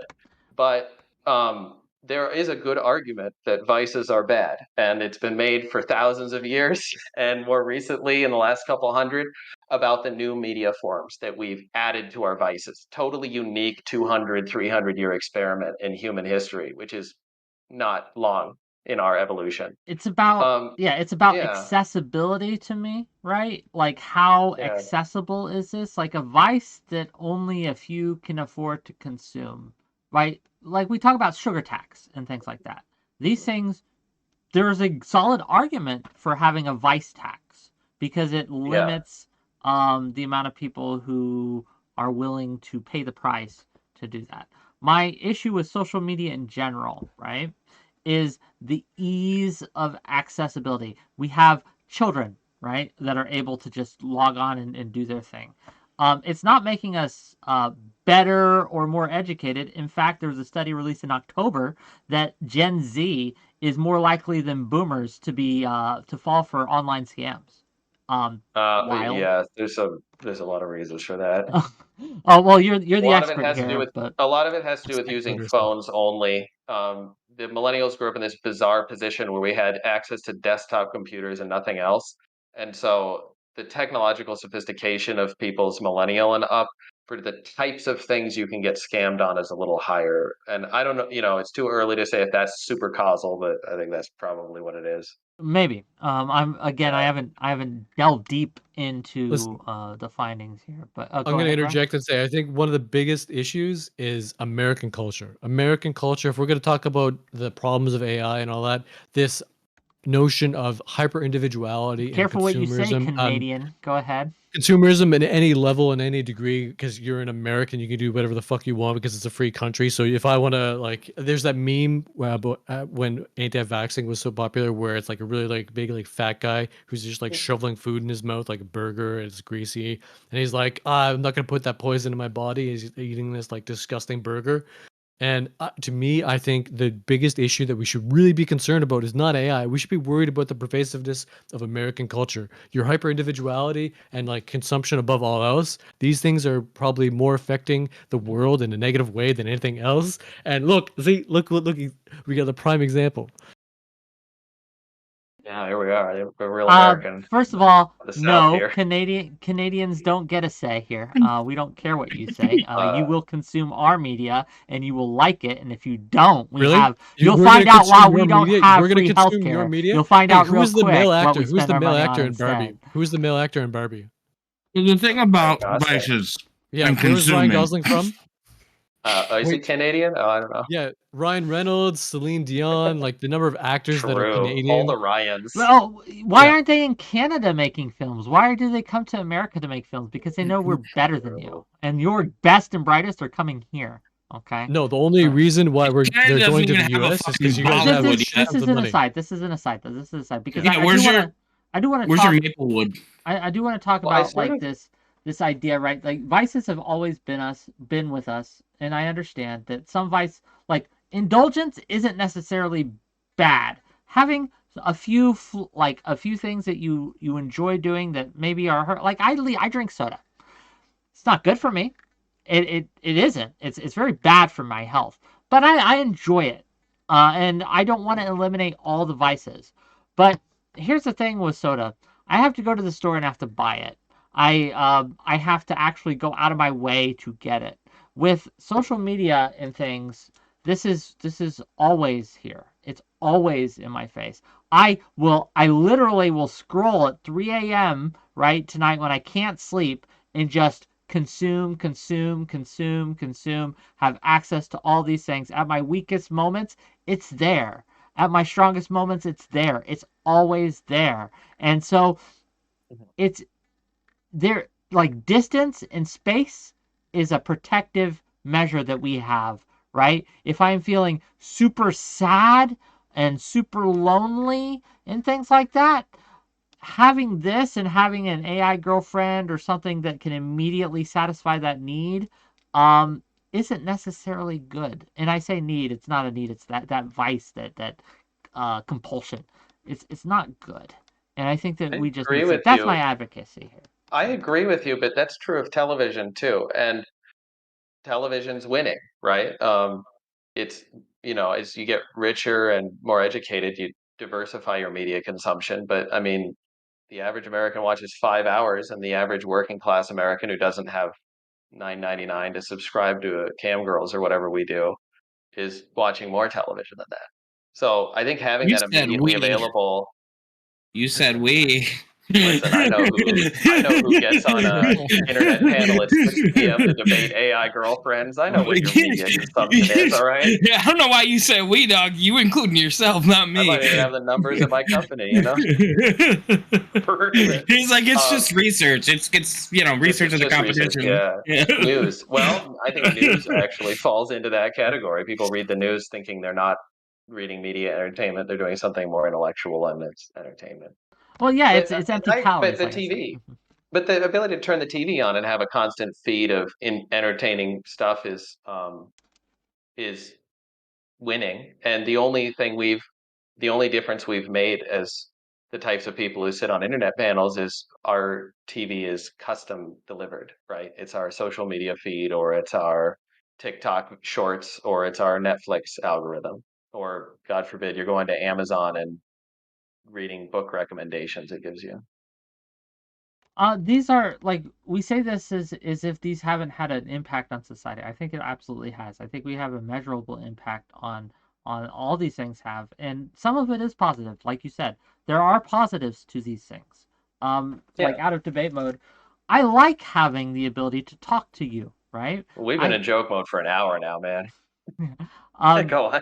No, I like having the ability to, if I want to order something, I can just order it and have it delivered. Easy peasy. Convenience is good.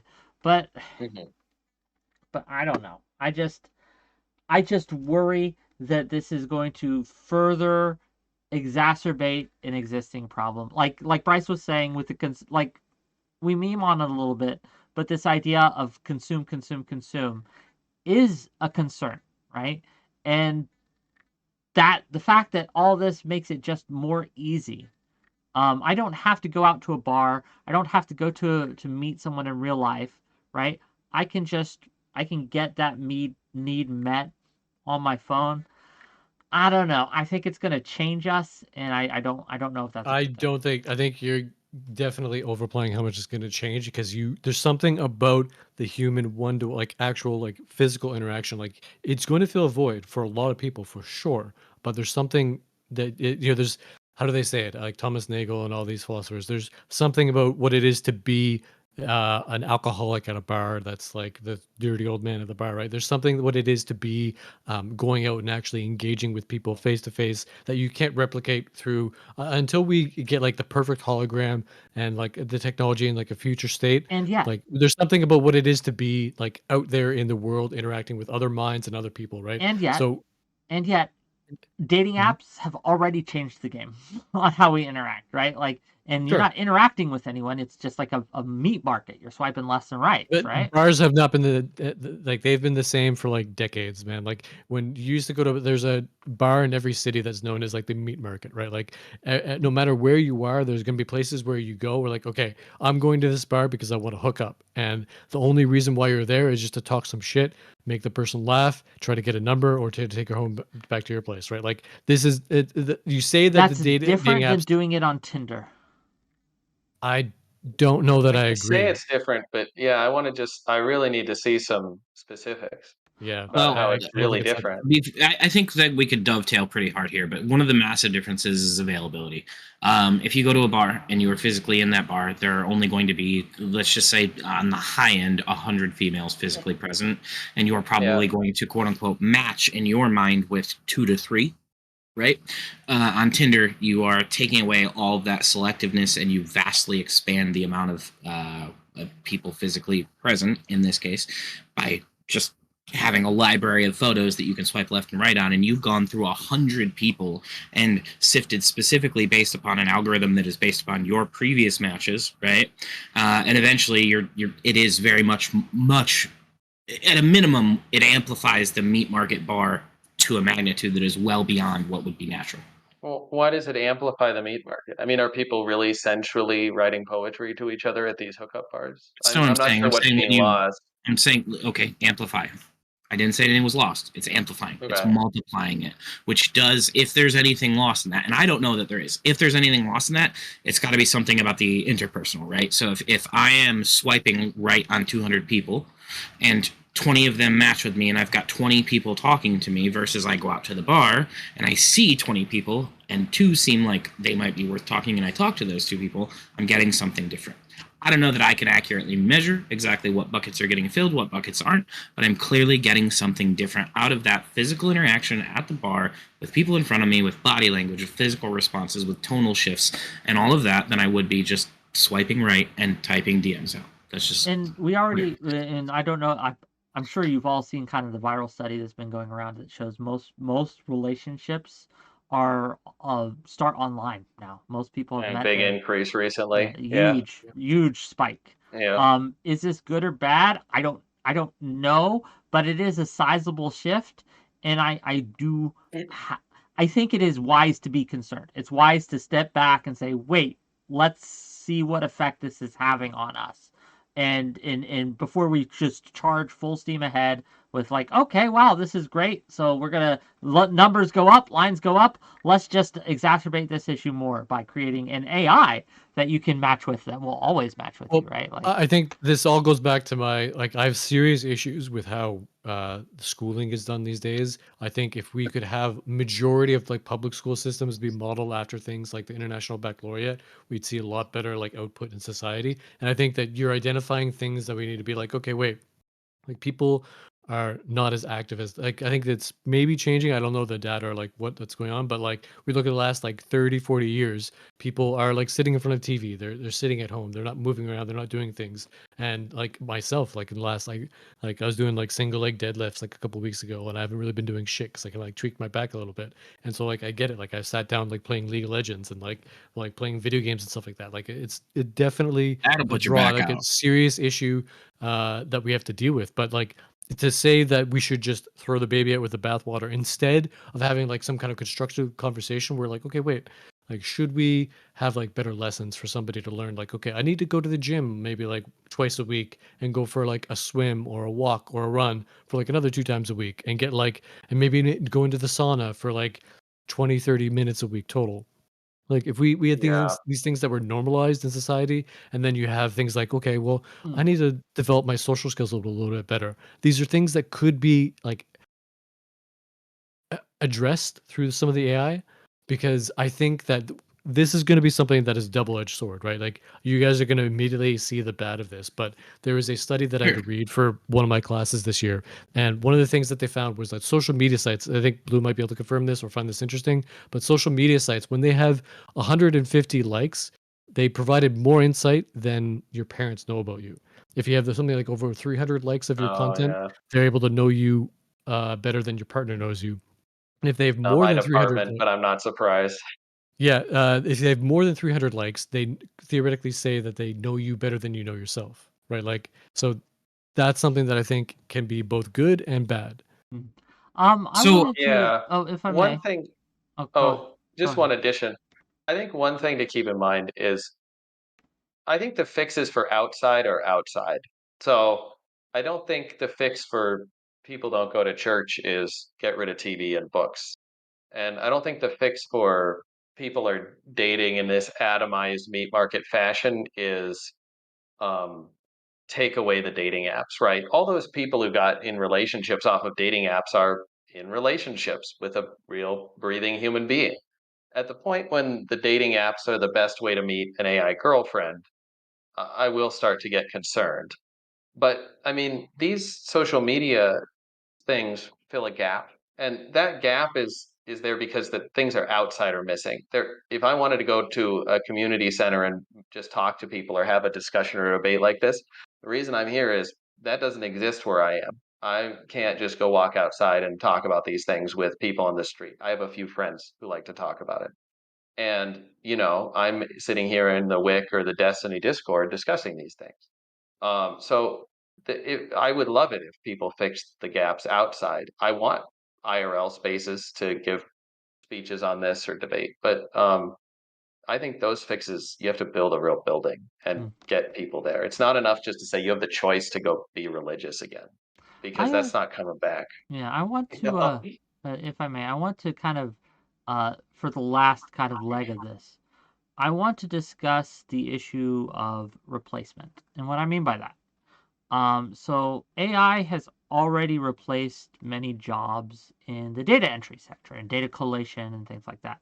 The military is reportedly being using AI to collate data and things like that, where before they would use analysts and things.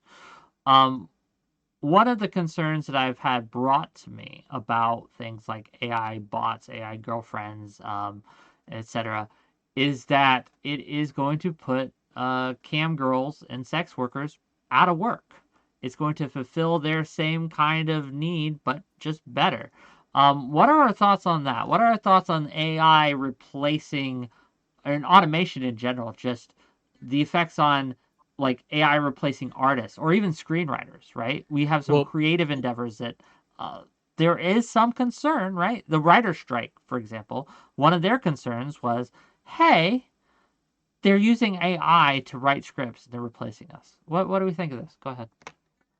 Wick, I just want you to know you don't have to worry about an AI replacing you. I think that's where this question comes from. I think you have like a deep-seated fear that panel hosts are going to get replaced by an AI, and I just want you to know you don't have to anything to worry about. Yeah. I will So let you there was two a go first. You're gonna probably be more pro this than I am, so go ahead. so there was a case study I think about this. There's an AI called the Karen AI, and this was a Snapchat I bet she influencer. snaps. Yeah, Snapchat influencer with 2 million subscribers, and she wanted to delete her content, and she said, she put a real charitable spin on it. I want to provide my services for everyone so they don't have to be lonely. And she made an AI out of her pictures and stuff. And it was successful by the standards of AI bots. It had 1,000 users in the first week and 15,000 people on the wait list. She tweeted out kind of as the numbers died down, I have 20,000 boyfriends. Um, but that's 1%. of her followers. So if we want to look at a real life substitution effect where a cam girl or a semi-clothed lewds influencer created an AI bot of her specifically, a total replacement for her in intention. And it was even a slightly better product because that app started sending total nude photos by accident, and they had to rein it in. So, Oops. oops.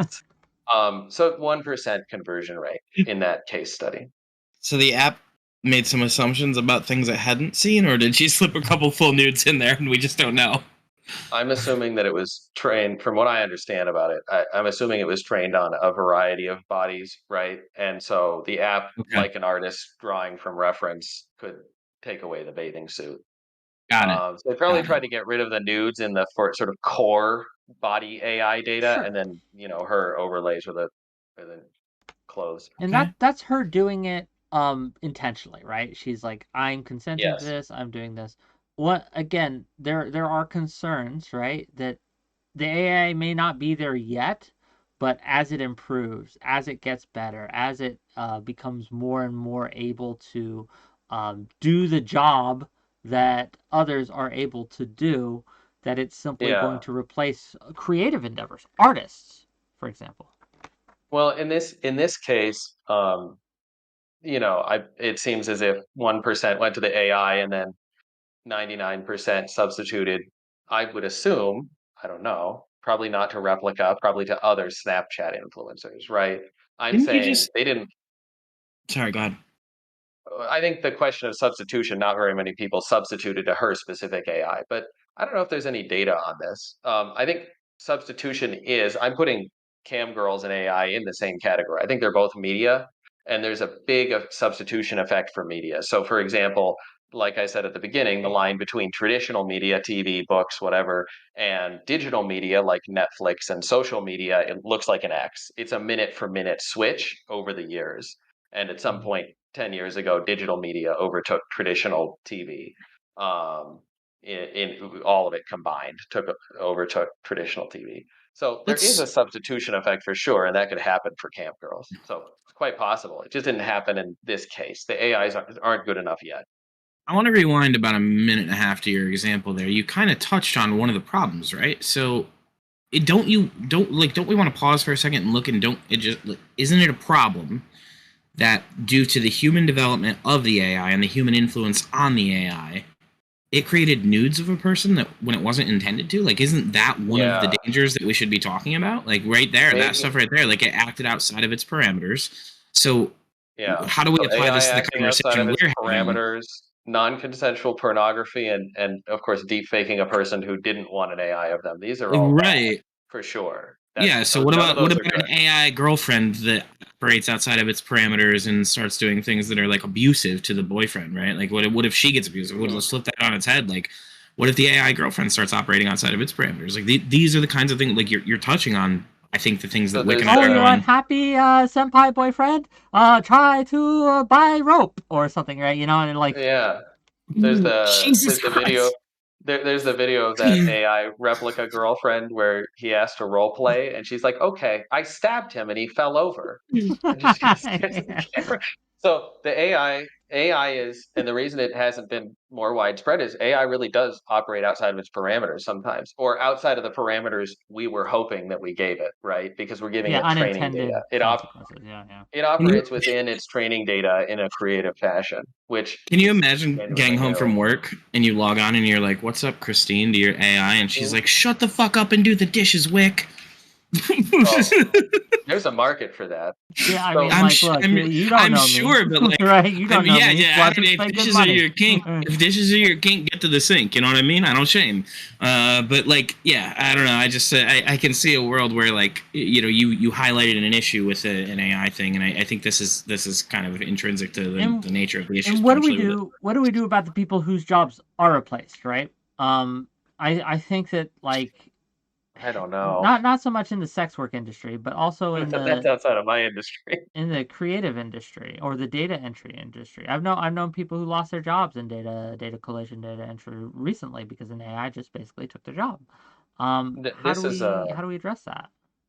this is another one of those perennial 200-year-old questions. What do we do when the textile mill will work out, put the people out of work? And again, I mean, I think these are good questions. There's good argument that the AI stuff might be genuinely different. But there's another argument that, people get phased out of industries all the time by technology, and the new jobs that are going to get created are jobs for people who know how to use the AI programs given to them, not for AI. I have no way of knowing. That one's way too far in the future for me to predict which one it's going to be. If it's the bad one, where AI is just the end, it depends what we make of it as a society. We're going to have to vote for distribution of the benefits of this technology that we stumbled upon. And if we don't, then we'll eat each other. Yeah, But I think that's probably not going to happen. It's not going to be totally bad or totally good. We're going to have to deal with both. Yeah, so for me, what you touched on right there is one of the biggest things on why I'm not too concerned about AI stuff in the future. Firstly, that like I feel like when we talk about AI colloquially, most people imagine AGI or imagine that there's like something like GPT 4.5 or like which even in itself is like pretty limited. And it's all these like specialized forms of AI. Like some of them are like neural networks, some of them are like the agent based modeling, and some are like NLP based, right? Like, but even all of them, everything that exists to date is like a specialized program that's just using like machine learning or something along those lines, right? Like it's not really like AGI or ASI.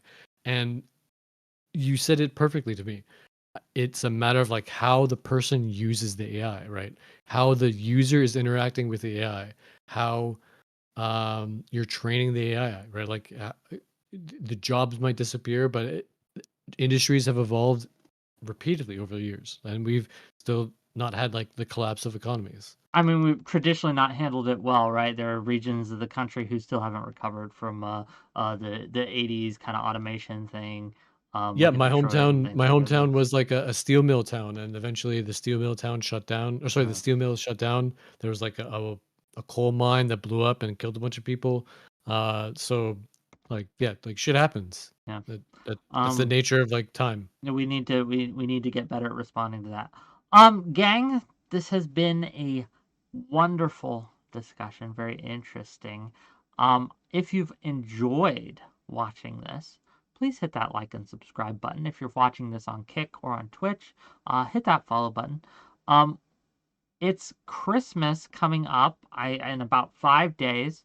The next stream I'm going to do is I might do a Wickmas stream on 23rd, just a community thing if you guys want to hang out. I'm not streaming on Christmas. I'm not streaming on Christmas Eve. The week after, though, we are going to be talking to someone who has published books, multiple, on Gamergate. And I'm going to be interviewing them about that phenomenon. That will be fun and interesting. It ties a lot into social media and how that played into things as well. And then on Thursday, we're going to be having a discussion on the recent Colorado Supreme Court ruling on removing Donald Trump from the ballot. A very interesting topic, a lot of different ideas about that. And so if you are interested in that, tune in next week. It's going to be great. Thank you for the sub, Rabid Wombat. Really appreciate you. Again, if you want to support the channel, you can give some subs, give some bits, all these things. But I want to give each of these individuals a chance to have a closing statement, tell people where they can find them if they want to be found, and just general thoughts on the thing. And we're going to start in the reverse order we started. Parallax, go ahead. All right. Briss, real quick, if you don't mind, I think I can build a bridge here quickly. Is your concern, I just want a real quick question. You said multiple times, throw the baby out with the bathwater. It seems like you just don't want us to, like, people to overreact and prevent possible good that could come from this out of fear of possible bad. Is that really just where you're at with it? Yeah, pretty much. I'm concerned exactly that. I think that's totally fair. I think it's just it's the same side of a different side of the same coin, right? I think that we have concerns about potential negative effects, and you have concerns about looking past, not being able to look past that. I think that's fine. I think that this is something much like it's been touched on. I think we could treat this like a vice until we have seen some level of generally, sincerely measurable harm and impact. I don't think we're going to see that until the lines between the simulated experience and the real life experience have been blurred in terms of like, I don't know exactly who's typing back to me.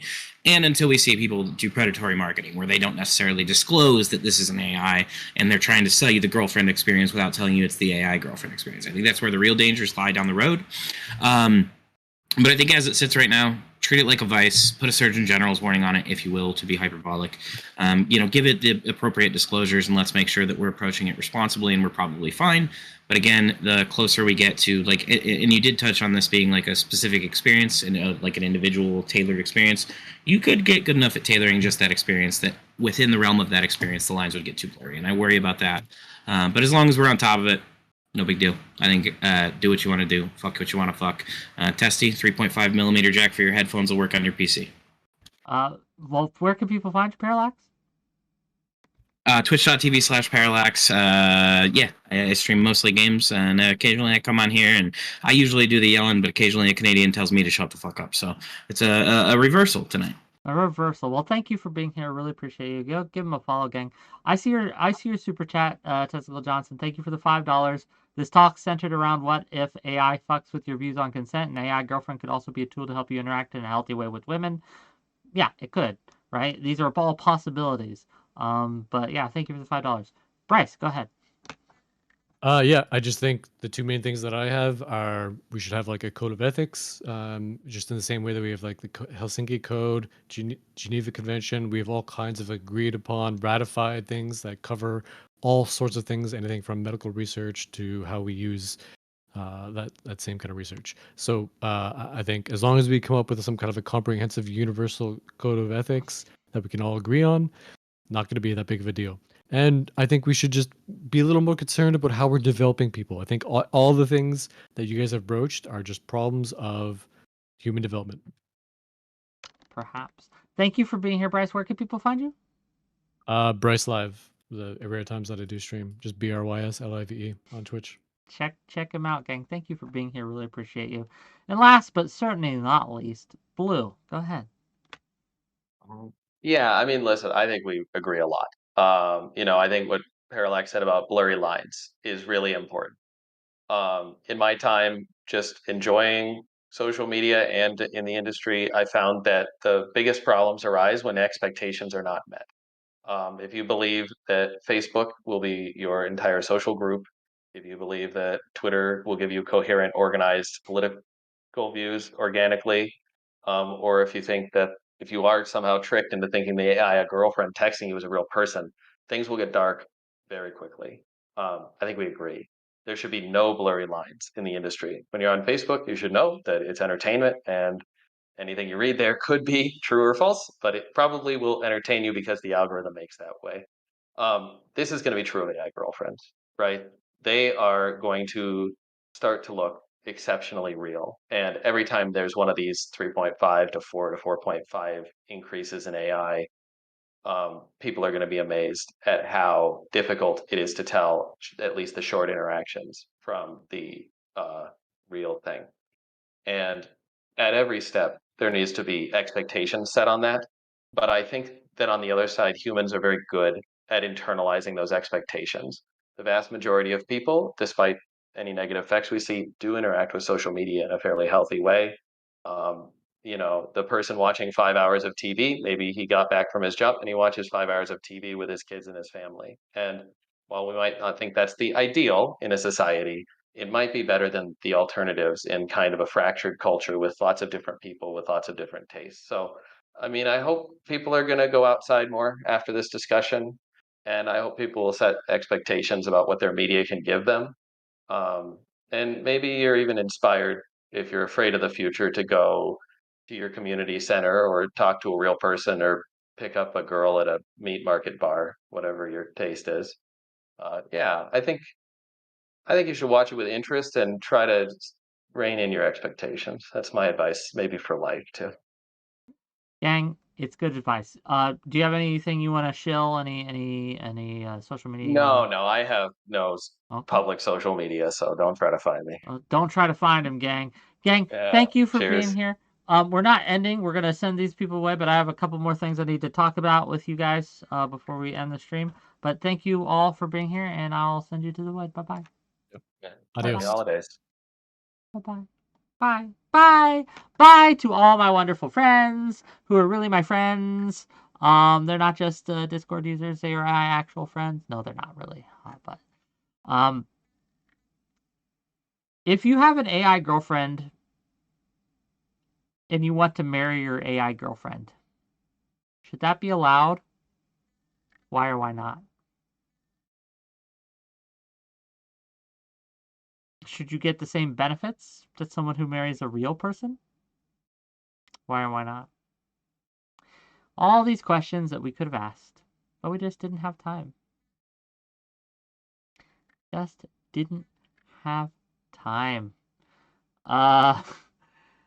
Yeah, but that's Japan, Johnny Scarlett. Also, welcome, Johnny Scarlett. How long you been here? Did you guys enjoy that discussion? This was a much smaller panel than I normally do. We had one more guest that was supposed to show up, but she didn't show up. That's disappointing. It would have been a little more balanced. I could have been more of a moderator than a participant, but you know, it is what it is. Are you guys happy with the content? Are you liking what we're doing? Is there anything you want to see more or less of? Do we want more discussions on certain topics or less discussions on certain things? I know I was doing a lot of Israel-Palestine for a while there, and I heard your feedback, and you guys were like, no, we're tired of it. That said, when I was doing that content, more of you watched. So I don't know, right? I'm getting mixed signals here. But yeah, I just really want to kind of start the new year right and kind of get back on a positive trajectory. Start making great content that you guys enjoy. But in order to do that, I need to know what you guys want to see. So yeah, we'll find out. Yeah, the audience doesn't know what they want, Wick. They're idiots. In a lot of cases, I agree. Like, I get told one thing, like, oh, never have this person on. I hear that a lot. That's the most common criticism I've had. Never have X person on. Never have Katie on. Never have Lav on. Never have whoever, right? Whoever it is that you guys get mad at. But whenever I have them on, you all watch. In fact, more of you watch, right? Much more. Like I double or triple my view count.